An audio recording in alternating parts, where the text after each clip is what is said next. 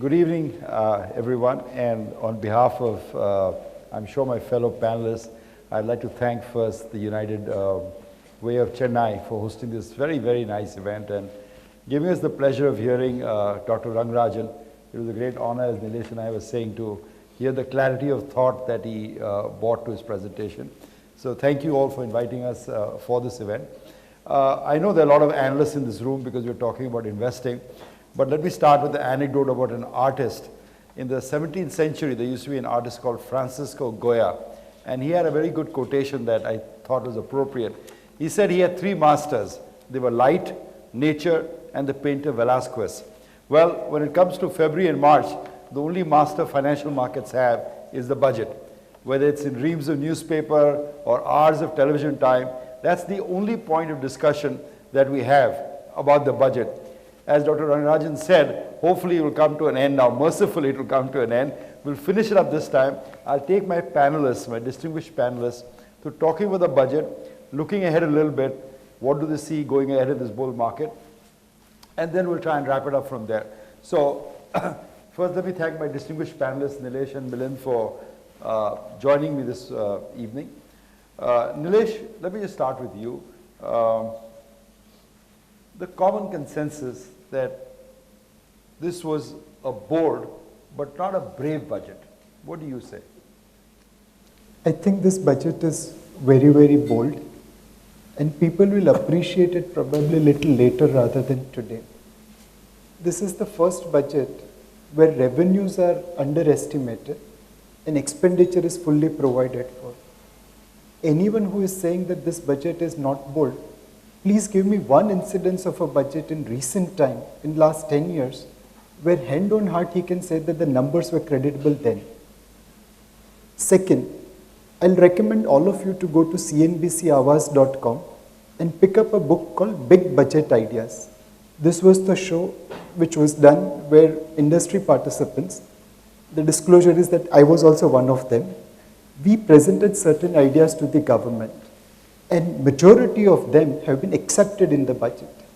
The first idea was Permanent Establishment Act. Why are offshore fund managers managing out of India and not inside India? This budget is a bold step to make Mumbai, Hong Kong or Singapore.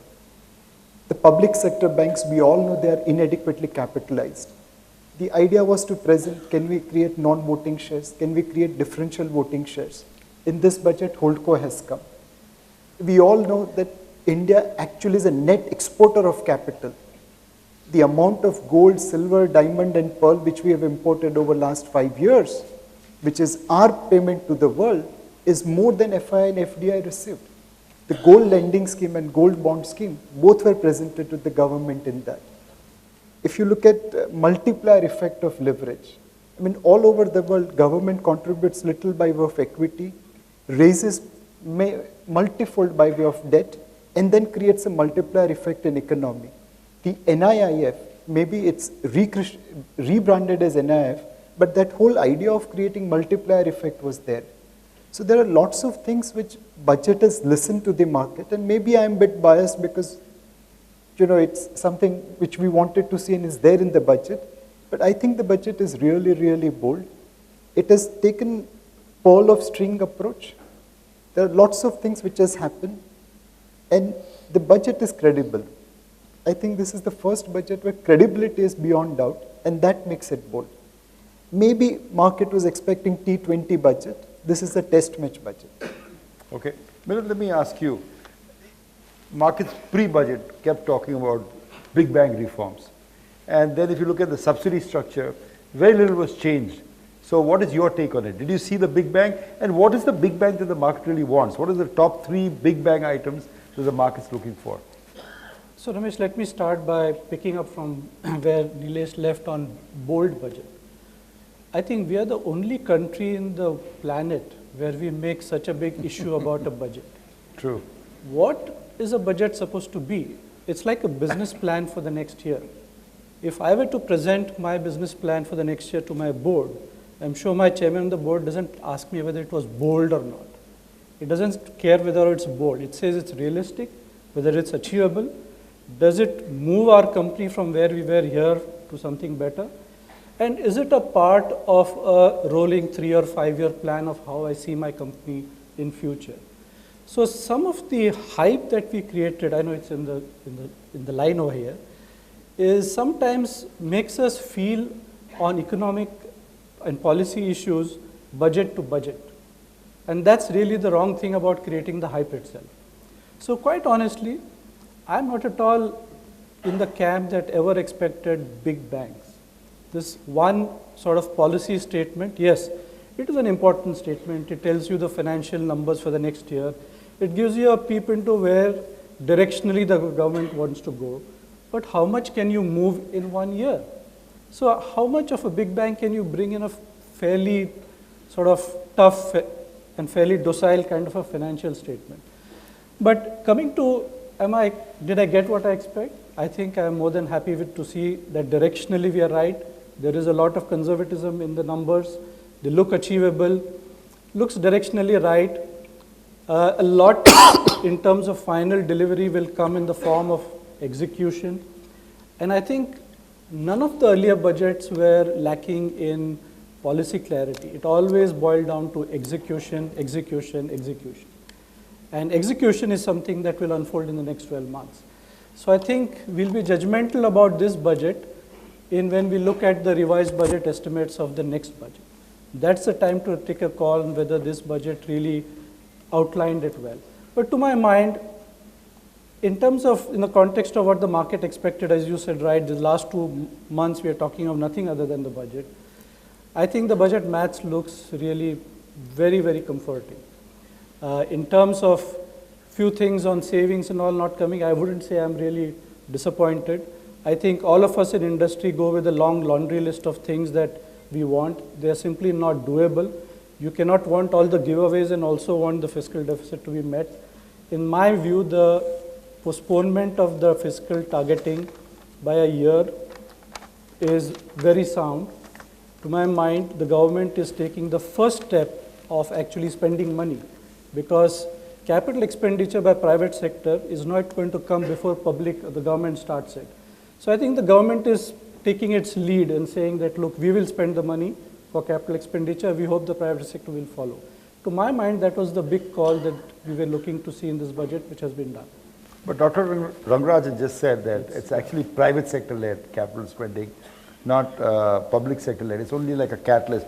But let me get to the big bang stuff that I think, and I want your comments on that.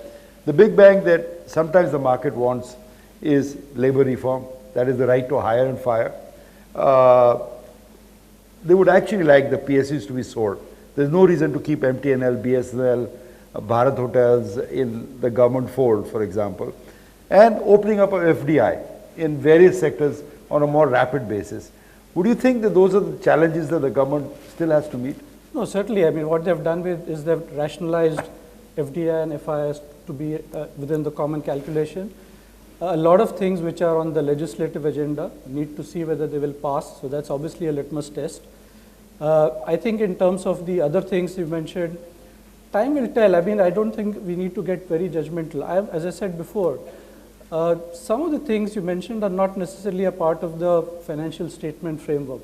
So those can be done. Labor reforms and passing of insurance bill, if that's an example, these can still, they are still work in progress. They're outside the framework of the budget. So there's reason to feel that we will progress on that. So I wasn't looking for much on that in the budget, to be honest. Okay. On FDI, can I come in? Yeah. And I want to ask a question. You show me one country where the largest market cap bank is majority owned by foreigners. In India, HDFC Bank, which is the largest market cap bank, is majority owned by foreigners. How more open can a country be? Second, Vodafone PLC, in their balance sheet, discloses 100% ownership of Vodafone India in economic terms, whereas our telecom policy states that you can't own more than 74%. Which country is more open than this in FDI? In insurance, we all know what is the cap. We all know the structure which is there even in listed companies. Isn't that more opening up? I think Indians should know how to market themselves. we are more open than probably any other country in the world in accepting foreign direct investment, in accepting foreign portfolio investment. It's just that we need to probably do better marketing of ourselves. Okay. Nilesh, how long have you been in markets? Let me ask you that. I mean, you started which year? I started in 1991, but looking at the amount of hours I have put in, I can say I'm 50 years into market. Yeah, you're probably older than that. 91 was a benchmark budget by Manmohan Singh, 96 by Chidambaram, some people call Yashwant Sinha's budget. Which budget was your favorite and why in So all I these think years? in 91, I didn't really have the maturity to understand the budget. But definitely 96, 97 was the period where we had seen the Asian crisis kind of situation, and then the budget came. And that really probably laid the base for rest of the days to come. And that was a real bold budget. I think all credit should go to 96, 97 budget, which ensured that today we are standing on this panel. True. After Otherwise- 91, 92, it was a pretty dream. How about you, Milan? What was your thought? The really budget that kind of made that whole occasion important was really the 91. But that was because we were at a cusp of a serious crisis. I mean, that was a completely different situation, needed a different response, and I think that was more than delivered. Even today when we talk of reforms, we talk about the 1991 reforms and so on. So I think after that, each budget has sometimes done, there were some years in which it was called as the dream budget, but essentially we need to come to see the dream growth rate that we're looking for and not the dream budget. So I would always underplay budget sort of as an announcement or the stage to sort of set the tone. But if you were to push me to picking a particular budget, it would probably be the 91. 91 budget. Yeah. Great. Let me just get a sense of this audience out here. How many of you think that this was a thumbs up budget? Can you raise your hands, please? 30% maybe? So 70% think it was a thumbs down budget? So? Anyone think it was a bad budget for them? No, not too many hands. Okay, great. Let me ask you this question. This will maybe get you more excited. How many of you think the market will be higher by December than it's now? Wow. Nilesh, we got a room full of bulls out here. Someone asked me when the Sensex at 30,000 on Friday or on Thursday, what I felt. I said, look, the Mount Everest is at 29,000 feet and the Sensex is at 30,000 feet. So you actually achieved Himalayan heights. So good. I share the bullishness. Nilesh, do you share the bullishness that this crowd has? I think the market may have its ups and downs, but if you give sufficient time horizon, then I'm extremely bullish on the market. From a PE point of view, from a price to book point of view, from a market cap to GDP point of view, we are at just above average valuation on historical average of India. So we are neither expensive nor cheap. The earnings growth in the third quarter FY15 has come really, really disappointing. This is one quarter after probably 2008 crisis where earnings have actually degrown. And that earnings degrowth is a function of lower capacity utilization, higher working capital cycle, and even the PSU companies are now not paying their creditors on time. Third, the commodity price drop has resulted into inventory losses, which is getting amortized into the P&L account. But give maybe 8 quarters, maybe 6 quarters, maybe 10 quarters, the lower capacity utilization will start improving because no new capacity has come up. The working capital cycle will get reduced because of the commodity price drop. Hopefully the interest cut cycle will start getting reflected fully after 8 quarters. And most importantly, the lower commodity prices, which is today hitting inventory and P&L account, will start getting reflected into better margin. So we will see sharper, faster, accelerating earnings growth over next 6, 8, 10 quarters. And ultimately markets are slave of earnings. So extremely bullish on equity Nilesh, market. 6, 8, 10 quarters translates to 3 years. That's a long time. I thought equity is meant for long term. Anything below 5 years, if you are investing in equity, but that will be a bit difficult, especially after last year's performance. Had it been mid-2013, I would have recommended take 1 year view and come into equity. But when Rohit Sharma has scored a double century already, to expect him to score a triple century next year will be a bit difficult. Okay. From your analysis, Nilesh, I understand that the financial sector is going to do well because of, so many managers can come here, interest rates are going to go down. Specifically on this budget, are there any sectors that you feel will stand out as winners because of what the government has done? This sector is small, but it will do phenomenally well. And it's the most hated sector. Generally, what is most hated tries to or ends up giving maximum return. So this is the construction sector. There are only two kinds of companies left in construction sector, one which is going into bankruptcy and one which doesn't have debt. So bidding for construction contracts is now reverse side, where the government contracts, the government has to tell that, they give order based on minimum 3 bidders. And in most of the cases now there are only 2 bidders, so they have to create 1 bidder so that the tender can be awarded.